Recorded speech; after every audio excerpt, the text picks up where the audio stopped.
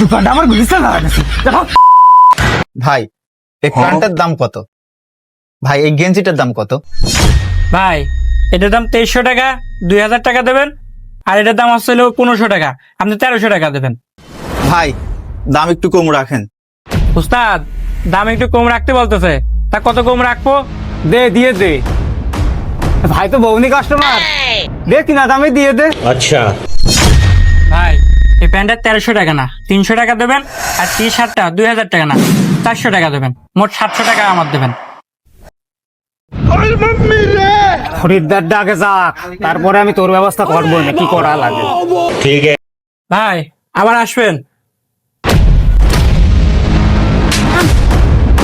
আমি কি করেছি বুঝে কি আমার লাল মাছ হাতে লাগা দিবি না দোকানটা আমার গুলিস্তা লাগা গেছে দেখো। ও তোর জন্য আর হাসে আমার এই দোকানে তিসিমা নাই না দেখি এখনো যাইস নি।